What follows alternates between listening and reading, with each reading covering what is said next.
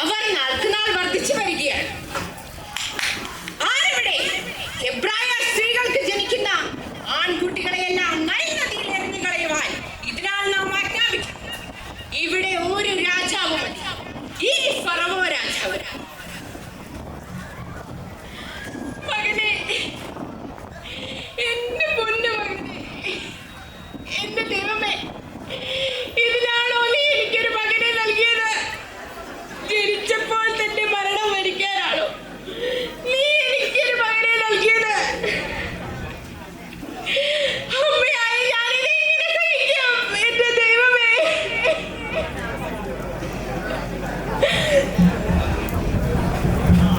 അമ്മേ, അമ്മ വിഷമിക്കണ്ട. നമ്മുടെ കുഞ്ഞിനെ യഹോവയായ ദൈവം കാത്തുകൊള്ളും. അമ്മ വിഷമിക്കണ്ട. എന്തൊരു ദുഷ്ടനാണ് ഫറവോ രാജാവ്. അമ്മ വിഷമിക്കണ്ട.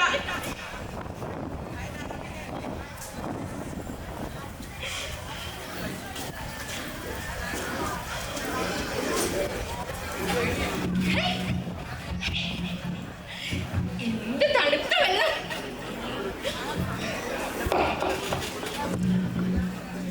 രാജ്ഞി, ഒരു ശബ്ദം കേൾക്കുന്നുണ്ട്. എന്താണത്? രാജ്ഞി, ഇതൊരു കുഞ്ഞാണ്.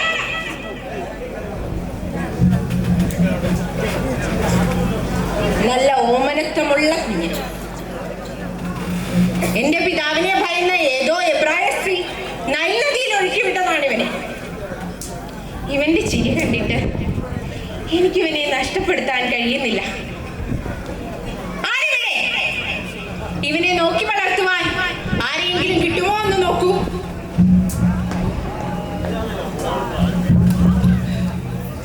രാജ്ഞി, എനിക്കറിയാവുന്ന ഒരു സ്ത്രീയുണ്ട്. അവരെ വിളിക്കട്ടെ? വേഗമായിക്കോട്ടെ. അമ്മേ, അമ്മേ,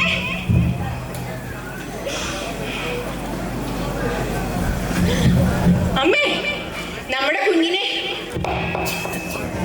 ഫറവോ രാജാവിന്റെ മകൾക്ക് ലഭിച്ചിരിക്കുന്നു. എന്റെ ദൈവമേ, എന്റെ മകൻ, ഞാനിത് എന്ത് ചെയ്യും?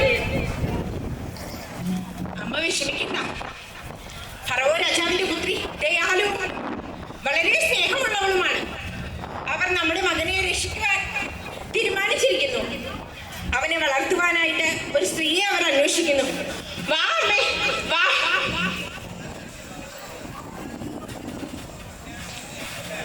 നീ ഇവനെ വളർത്തണം, ഇവന് മുലയൂട്ടണം.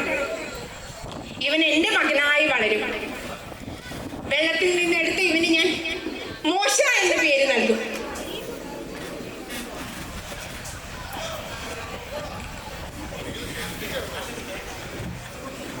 എന്റെ ദൈവമേ, നീ എന്റെ പ്രാർത്ഥന കേട്ടല്ലോ. മകനെ,